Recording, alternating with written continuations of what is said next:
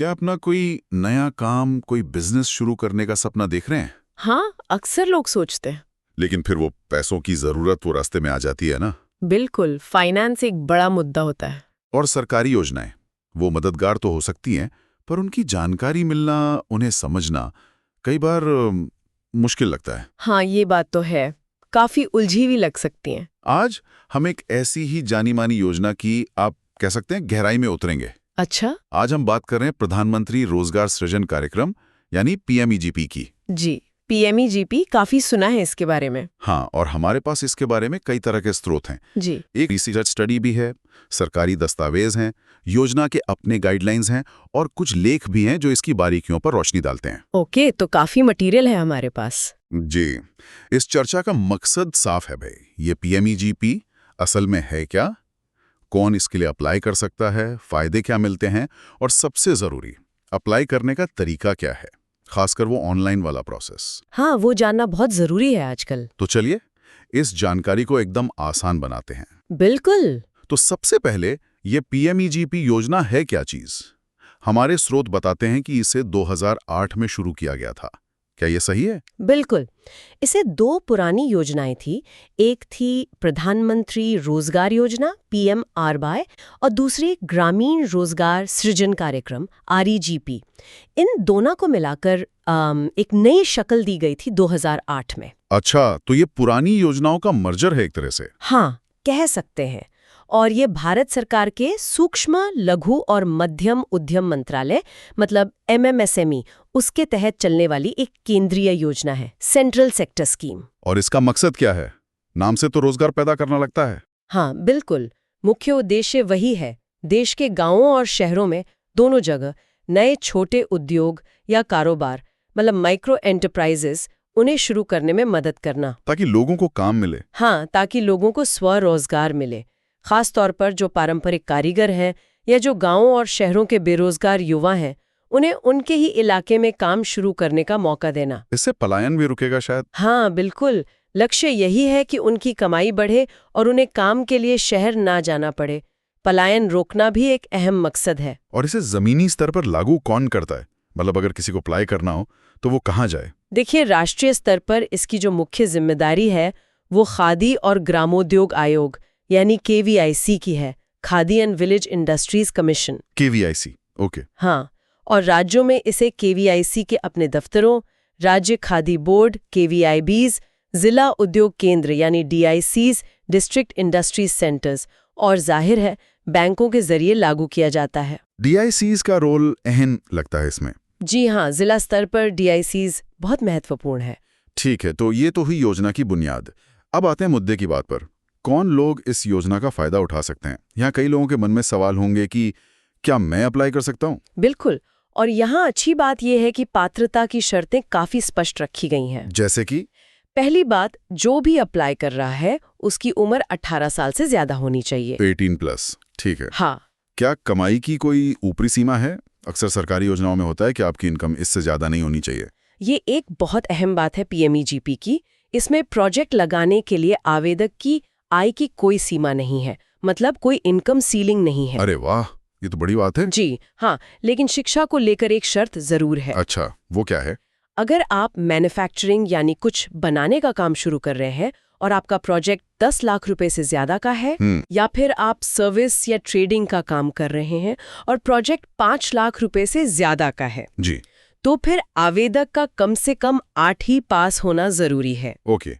10 lakh manufacturing में और 5 lakh service trading में? उससे ऊपर के प्रोजेक्ट के लिए 8th पास। बिल्कुल। छोटे प्रोजेक्ट्स के लिए ये शर्त नहीं है। और ये भी ध्यान रखना होगा कि ये योजना सिर्फ नए काम शुरू करने के लिए है ना?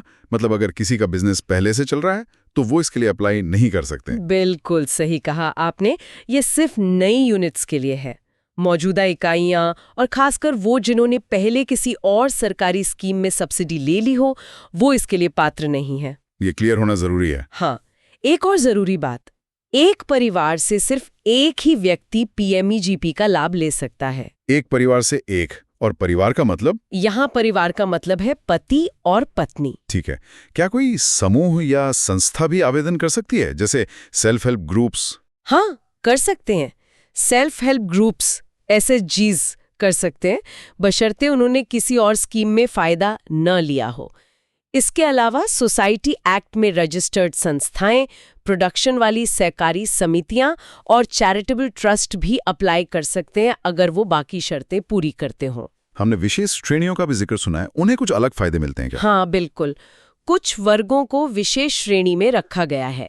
इसमें आते हैं अनुसूचित जाति SC, अनुसूचित जनजाति ST, अन्य पिछड़ा वर्ग OBC, अल्पसंख्यक समुदाय के लोग, महिलाएं, पूर्व सैनिक, दिव्यांगजन। इसके अलावा उत्तर पूर्वी राज्यों के लोग, पहाड़ी और सीमावर्ती इलाकों के लोग, सरकार द्वारा चिन्हित आकांक्षी जिलों के आवेदक और ट्रांसजेंडर व्यक्ति। तो इन सबको कुछ रियायत मिलती है? जी, इनके लिए शर्तें थोड़ी बेहतर हैं, जैसे इन्हें अपनी तरफ से कम पैसा लगाना पड़ता है, मतलब इनका मार्जिन मनी कंट्रीब्यूशन कम होता है, और सरकार से सब्सिडी भी ज्यादा मिलती है। अच्छा, ये महत्वपूर्ण है। जी हाँ। तो ये तो हो गई पात्रता। अब समझते हैं कि मिलता क्या है। हाँ। किस तरह की मदद है ये? क्या ये सिर्फ लोन है या इसमें सब्सिडी भी है? लोगों को ये जानने में बहुत इंटरेस्ट होगा। हाँ, ये सबसे अहम हिस्सा है।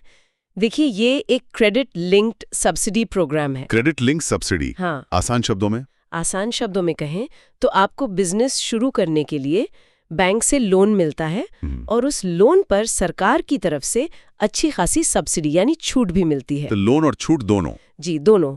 और हाल ही में प्रोजेक्ट की अधिकतम लागत सीमा भी बढ़ाई गई है, जो एक बहुत अच्छा कदम है। कितनी हो गई है अब सीमा?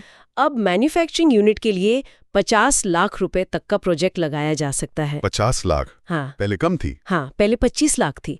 और सर्विस या ट्रेडिंग यूनिट के लिए अब 20 लाख रुपए तक का प्रोजेक्ट फाइनेंस हो सकता है। पहले ये 10 लाख थी।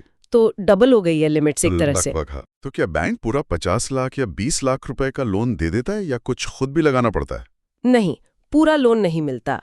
कुछ हिस्सा आवेदक को खुद लगाना पड़ता है।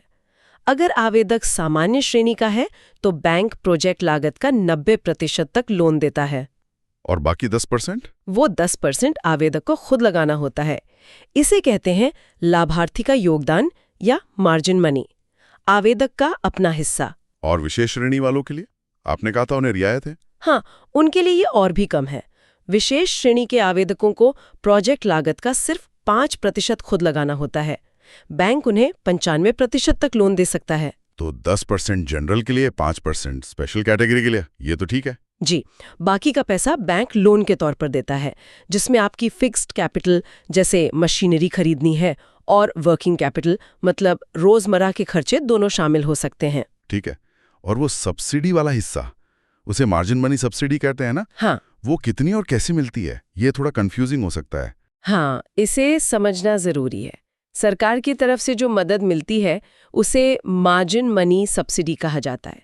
ये कितनी मिलेगी, ये 2 बातों पर निर्भर करता है। किन 2 बातों पर? पहला, आवेदक किस श्रेणी का है, सामान्य या विशेष, और दूसरा, उसका प्रोजेक्ट शहरी इलाके में है या ग्रामीण इलाके में। अच्छा, लोकेशन का भी फर्क पड़ता है? जी हाँ। देखिए, अगर आवेदक सामान्य श्रेणी का है और प्रोजेक्ट शहरी इलाके में लगा रहा है तो उसे प्रोजेक्ट कॉस्ट का 15% सब्सिडी मिलेगी। 15% शहर में जनरल कैटेगरी? हाँ। और अगर सामान्य श्रेणी का आवेदक ग्रामीण इलाके में प्रोजेक्ट लगा रहा है तो सब्सिडी बढ़कर 25% हो जाती है। ओके, गांव में लगाने पर ज्यादा फायदा। बिल्कुल। अब आते हैं विशेष श्रेणी पर। अगर विशेष श्रेणी का आवेदक शहरी इलाके में प्रोजेक्ट लगाता है तो उसे 25% सब्सिडी मिलती है। 25% शहर में स्पेशल कैटेगरी? जी। और अगर विशेष श्रेणी का आवेदक ग्रामीण इलाके में प्रोजेक्ट लगाता है तो सब्सिडी सबसे ज्यादा यानी 35% मिलती है। 35%? ये तो बहुत ज्यादा है। हाँ, ग्रामीण क्षेत्रों में उद्योग लगाने को बढ़ावा देने के लिए ये काफी अच्छा इंसेंटिव है। तो क्या ये सब्सिडी का पैसा, मान लीजिए 35% है, वो सीधा आवेदक के बैंक खाते में आ जाता है लोन मिलने के साथ ही? नहीं, सीधा खाते में नहीं आता। इसका एक प्रोसेस है। ये जो सब्सिडी का अमाउंट बनता है इसे बैंक आवेदक के नाम पर एक फिक्स डिपॉजिट रसीद यानी TDR में 3 साल के लिए लॉक कर देता है। 3 साल के लिए FD? हाँ।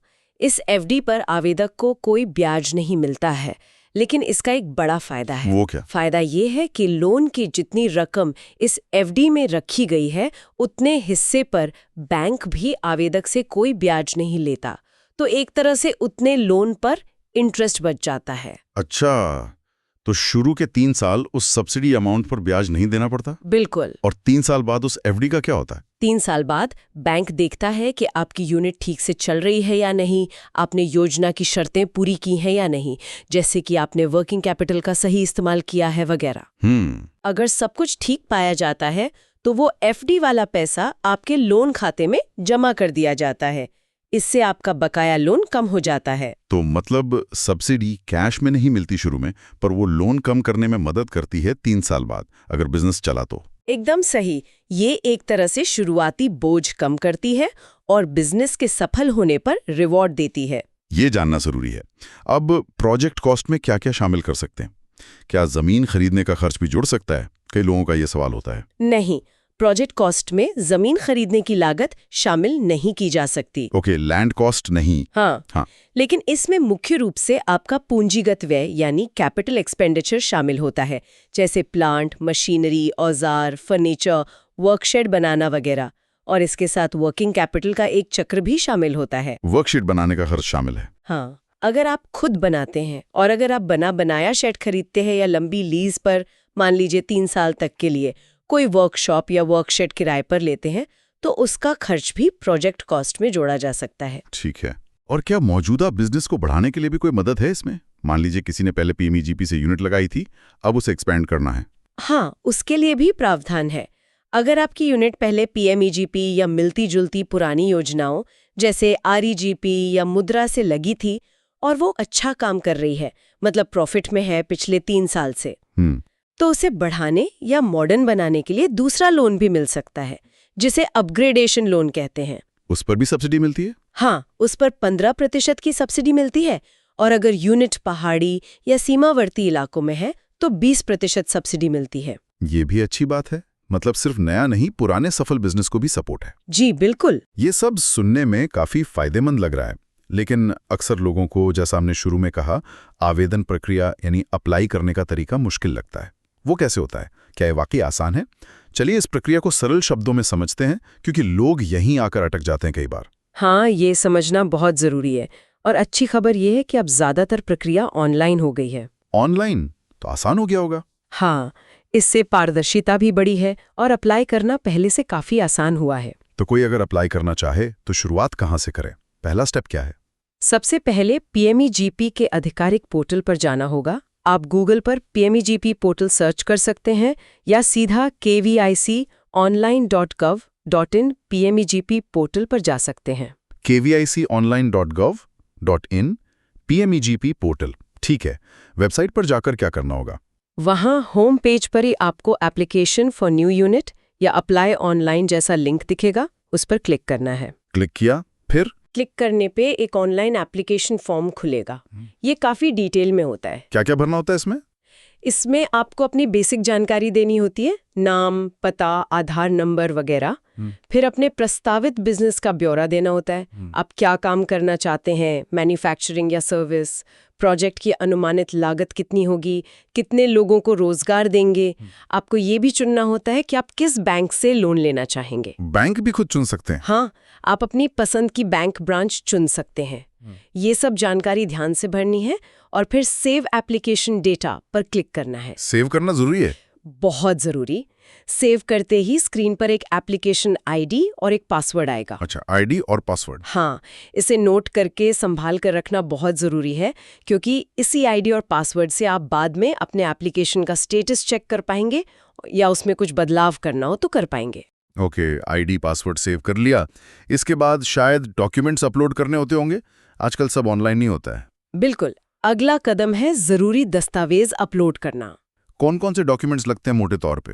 देखिए, लिस्ट थोड़ी लंबी हो सकती है, पर मुख्य रूप से आपको चाहिए अपना पासपोर्ट साइज फोटो, आधार कार्ड, पैन कार्ड, निवास का प्रमाण जैसे बिजली बिल या वोटर आईडी, जहां बिजनेस करना है उस जगह के पते का प्रमाण।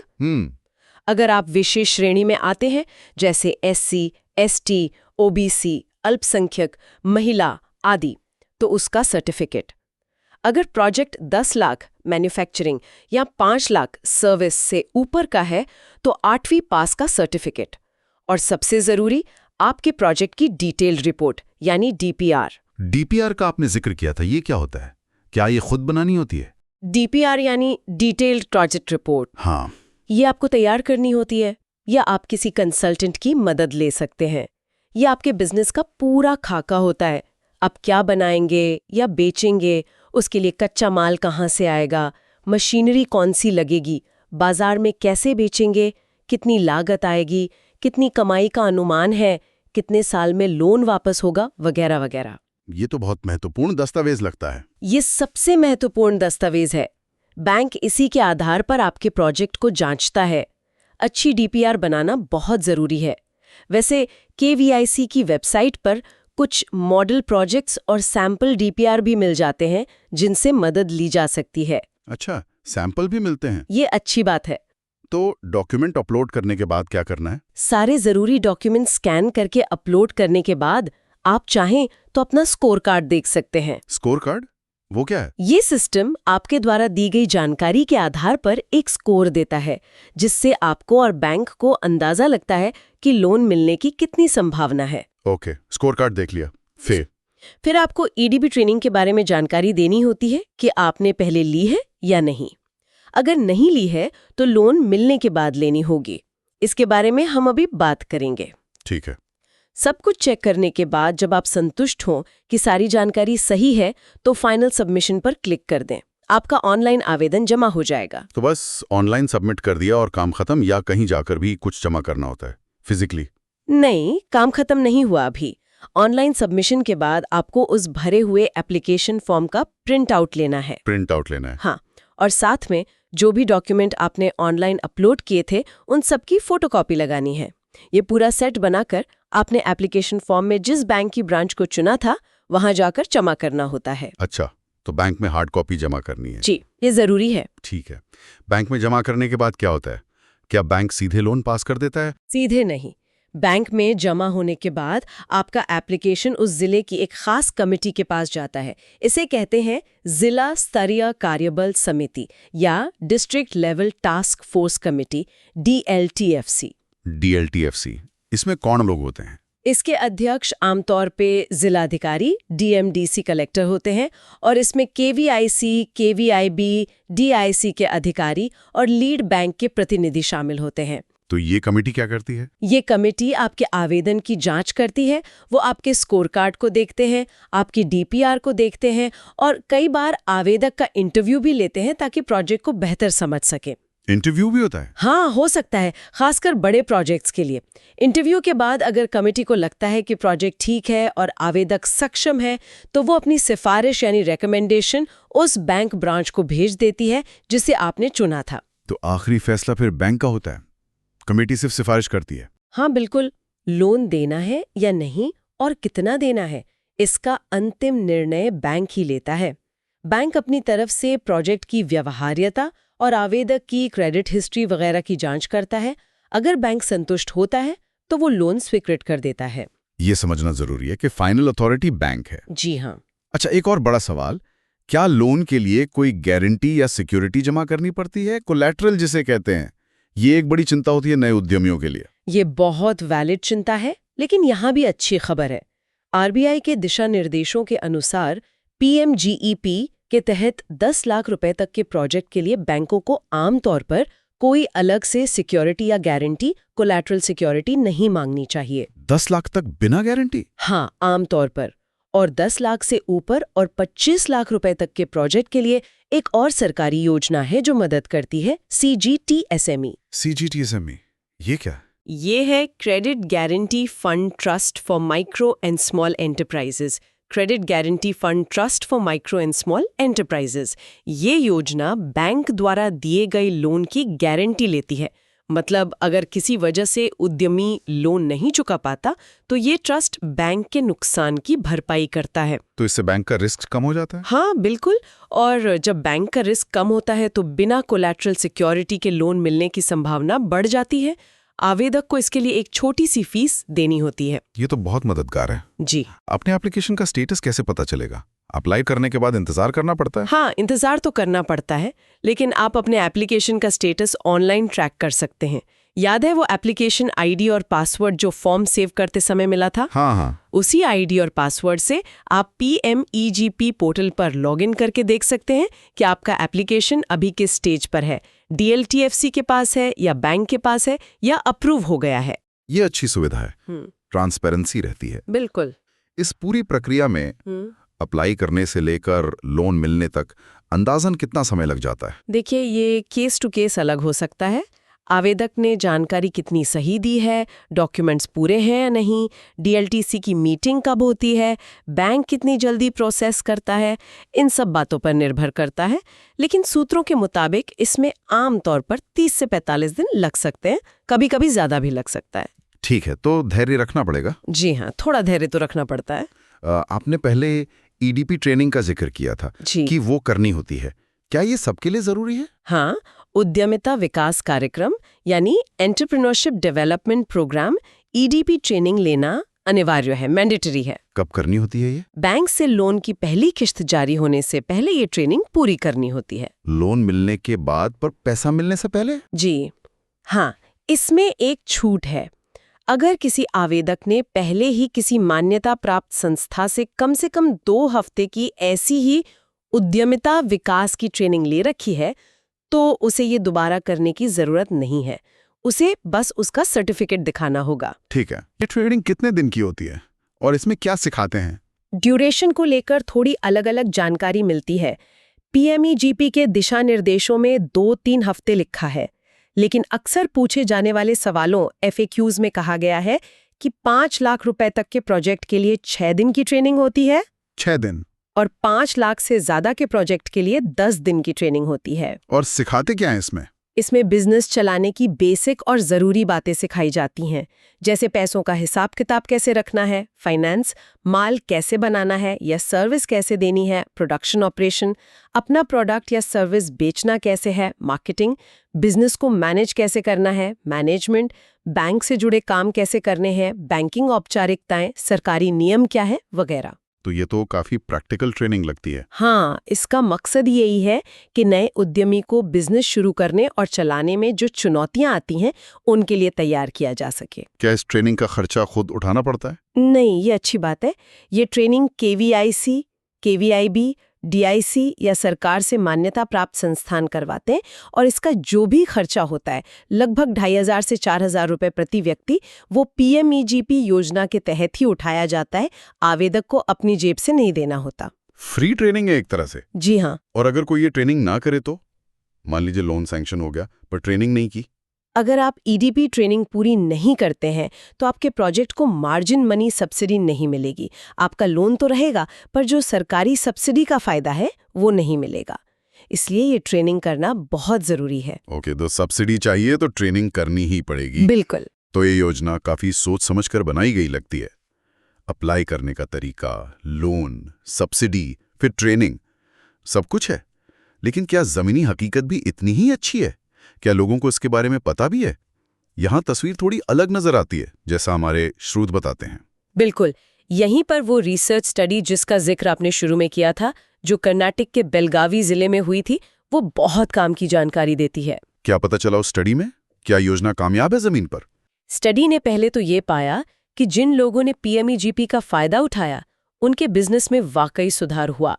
उनका निवेश बढ़ा, उनकी कमाई बढ़ी, बिक्री बढ़ी और उन्होंने पहले से ज्यादा लोगों को काम पर रखा। ये सब आंकड़े स्टैटिस्टिकली सिग्निफिकेंट थे, मतलब तुक्के से नहीं हुआ था, वाकई असर था योजना का। ये तो बहुत अच्छी बात है, मतलब योजना असरदार है, काम करती है। हाँ, जिन्हें लाभ मिला उनके लिए ये फायदेमंद साबित हुई।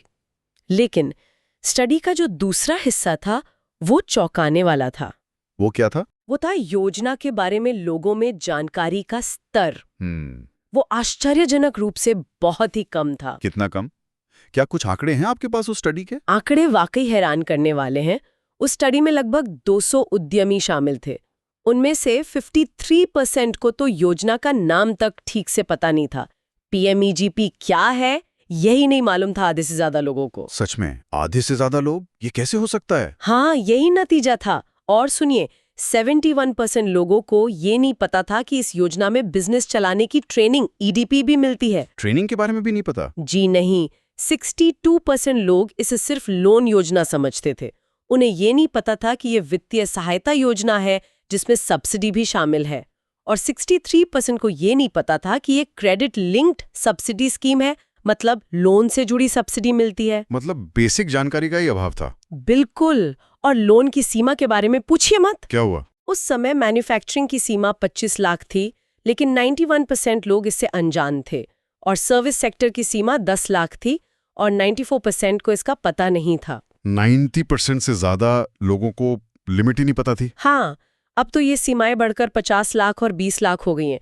तो हो सकता है कि मौजूदा जानकारी का स्तर भी बहुत अच्छा ना हो। और अप्लाई कैसे करना है, कहाँ जाना है, इसके बारे में पता था लोगों को? DIC वगैरह? वो जानकारी और भी कम थी। 92% लोगों को ये नहीं पता था कि उनके जिले का उद्योग केंद्र DIC इसे लागू करने वाली एक एजेंसी है। और 82% लोग आवेदन प्रक्रिया से ही पूरी तरह अनजान थे कि अप्लाई कैसे करना है। अरे बाप रे! मतलब योजना बहुत अच्छी है, फायदा भी पहुंचा रही है जिन्हें मिल रही है, लेकिन जिन लोगों के लिए बनी है उन तक इसकी बात ही नहीं पहुंच रही। ये तो बहुत बड़ा गैप है जागरूकता का। बिल्कुल। ये योजना की सफलता और उसकी पहुंच के बीच एक बहुत बड़ा फासला है। सरकार कोशिशें तो कर रही है, जागरूकता कैंप लगाना, वर्कशॉप करना, अखबारों और टीवी में विज्ञापन देना, लेकिन शायद वो काफी नहीं है।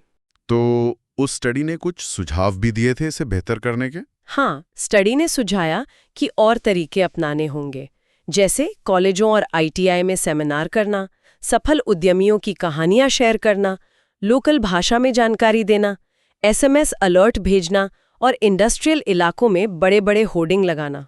मतलब मल्टी प्रोंग्ड अप्रोच चाहिए। जी हाँ, ताकि सही जानकारी सही लोगों तक पहुंच सके। ये जरूरी है। अच्छा, एक और सवाल जो दिमाग में आता है, क्या कुछ ऐसे बिजनेस भी हैं जिनके लिए PMEGP से मदद नहीं मिलती? कोई नेगेटिव लिस्ट है? हाँ, बिल्कुल है।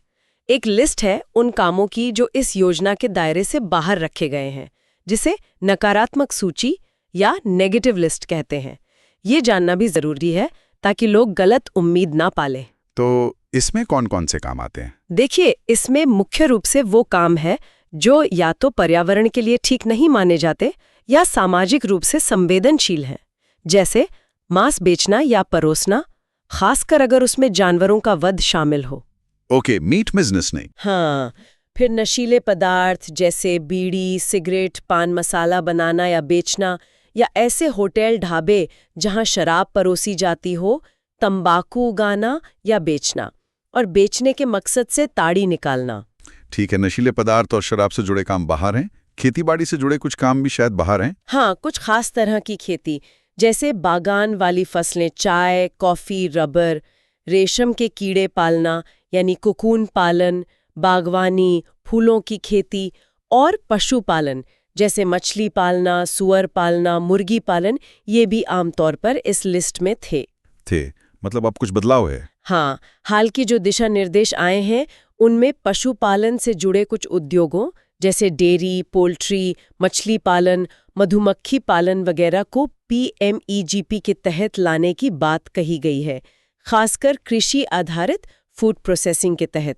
इसलिए मेरी सलाह यही है कि अगर कोई इस तरह का काम करना चाहता है तो अप्लाई करने से पहले ताज़ा गाइडलाइंस KVIC की वेबसाइट पर ज़रूर चेक कर लें या DIC से पूछ लें। ये जरूरी अपडेट है। और कुछ चीजें जो नेगेटिव लिस्ट में है? हाँ, खेती की बहुत बड़ी मशीनें जैसे हार्वेस्टर खरीदना, बहुत पतले यानी 20 माइक्रोन से कम मोटाई के पॉलीथीन कैरी बैग बनाना, क्योंकि ये पर्यावरण के लिए हानिकारक हैं, रिसाइकल प्लास्टिक से खाने पीने के बर्तन बनाना। प्लास्टिक से जुड़े कुछ काम भी बाहर हैं। जी, इसके अलावा कुछ ऐसी खादी गतिविधियां जिन पर पहले से ही ब्याज सब्सिडी या कोई और सरकारी छूट मिलती है, वो भी PMEGP में शामिल नहीं है। और आखिर में ग्रामीण परिवहन, मतलब गाँव में गाड़ी चलाना, टैक्सी वगैरह? हाँ, आमतौर पर ग्रामीण परिवहन को इससे बाहर रखा गया है, लेकिन इसमें कुछ अपवाद है। क्या अपवाद है? जैसे अंडमान और निकोबार द्वीप समूह में ऑटो रिक्शा चलाना, जम्मू कश्मीर में हाउस बोट, शिकारा या टूरिस्ट बोट चलाना, और पूरे देश में साइकिल रिक्शा चलाना। इन कामों के लिए PMEGP से मदद मिल सकती है। अच्छा, तो कुछ खास जगहों और साधनों के लिए छूट है? जी, ठीक है, तो ये जानना भी जरूरी है कि कौन से काम पात्र नहीं हैं, ताकि कोई आवेदक इन कामों के लिए अप्लाई करके अपना समय और ऊर्जा बर्बाद ना करे। बिल्कुल। तो आज की इस पूरी बातचीत से जो मुख्य बातें सामने आई हैं वो ये हैं, PMEGP नए छोटे उद्योग, माइक्रो एंटरप्राइज शुरू करने वालों के लिए एक वाकई दमदार योजना है। इसमें बैंक लोन के साथ अच्छी खासी सरकारी सब्सिडी मिलती है, जो बाद में लोन कम करने में मदद करती है। हाँ, फाइनेंसिंग वाला पार्ट काफी आकर्षक है। बिल्कुल। कौन अप्लाई कर सकता है, इसके नियम भी साफ हैं। उम्र 18+, कोई इनकम लिमिट नहीं, नई यूनिट होनी चाहिए और कुछ बड़े प्रोजेक्ट्स के लिए 8वीं पास होना जरूरी है। विशेष श्रेणियों के लिए अतिरिक्त फायदे हैं। पात्रता स्पष्ट है जी। और अप्लाई करने का तरीका वो अब ज्यादातर ऑनलाइन है। kviconline.gov.in पर फॉर्म भरना है, डॉक्यूमेंट अपलोड करने हैं, DPR बहुत जरूरी है और फिर हार्ड कॉपी बैंक में जमा करनी है। DLTFC की सिफारिश के बाद बैंक फाइनल फैसला लेता है। प्रक्रिया थोड़ी लंबी है, पर अब ऑनलाइन होने से व्यवस्थित हो गई है। हाँ, और लोन मिलने पर EDP ट्रेनिंग लेना न सिर्फ जरूरी है सब्सिडी के लिए, बल्कि बिजनेस चलाने के लिए फायदेमंद भी है। ट्रेनिंग बहुत महत्वपूर्ण है। तो इन सब बातों का निचोड़ क्या है, मतलब व्हाट्स द बॉटम लाइन? निचोड़ ये है कि इस योजना में, PMEGP में बहुत क्षमता है, खासकर छोटे शहरों और गांवों में रोजगार पैदा करने और लोगों को आत्मनिर्भर बनाने की। इसका जो वित्तीय मॉडल है, जिसमें आवेदक को खुद कम पैसा लगाना है, 5% या 10%, बैंक से अच्छा खासा लोन मिल सकता है 90% या 95%, और सरकार से बड़ी सब्सिडी 15% से 35% मिलती है। ये इसे बहुत आकर्षक बनाता है नए उद्यमियों के लिए। पैसा का इंतजाम हो जाता है। हाँ, और ऑनलाइन प्रक्रिया, साफ दिशा निर्देश, EDP ट्रेनिंग का प्रावधान, ये सब इसे और मजबूत बनाते हैं। ये दिखाता है कि सरकार ने सोच समझ कर इसे डिजाइन किया है। लेकिन वो जागरूकता वाला लेकिन अभी भी है।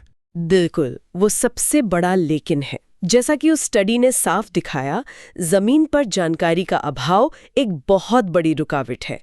जब तक टारगेट ऑडियंस को, यानी संभावित उद्यमियों को, इस योजना के बारे में, इसके फायदों के बारे में और सबसे जरूरी अप्लाई करने के सही तरीके के बारे में ठीक से पता ही नहीं चलेगा, तब तक इसका पूरा लाभ कैसे मिलेगा? ये बात है। इसलिए जो भी अपना काम शुरू करना चाहते हैं, उनके लिए मेरी सलाह यही है कि वे सिर्फ सुनी सुनाई बातों या एजेंटों पर निर्भर न रहें। वे खुद थोड़ी मेहनत करें, सही और ताज़ा जानकारी के लिए सीधे सरकारी स्रोतों से संपर्क करें।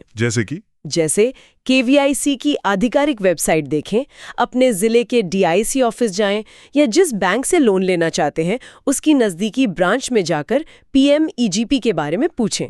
जानकारी लेना पहला कदम है। सफलता की कहानियां भी हौसला बढ़ा सकती हैं, जैसे जम्मू कश्मीर के नरदीप सिंह का उदाहरण हमने देखा। हाँ बिल्कुल, जिन्होंने PMEGP की मदद से हाइड्रोलिक उपकरण बनाने की फैक्ट्री लगाई और न सिर्फ खुद सफल उद्यमी बने, बल्कि 25 और लोगों को रोजगार भी दिया।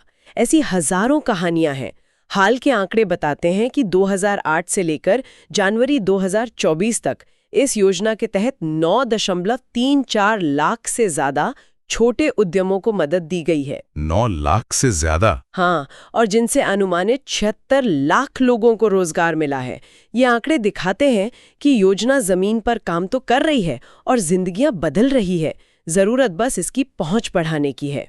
तो यहाँ पहुँचते पहुँचते हम अपने श्रोताओं के लिए एक सवाल सोचने के लिए छोड़ जाते हैं। जरूर। ये जो जानकारी का फासला है, जो अवेयरनेस गैप है, इसे असरदार तरीके से कैसे पाटा जा सकता है? जो लोग अपना बिजनेस शुरू करना चाहते हैं, वे खुद ये कैसे पक्का करें कि सिर्फ जानकारी की कमी के कारण वे PMEGP जैसे मौकों से चूक ना जाएं? और बड़े स्तर पर, सरकारी स्तर पर और क्या किया जा सकता है ताकि इस बेहतरीन योजना का लाभ ज्यादा से ज्यादा जरूरतमंद लोगों तक पहुंच सके?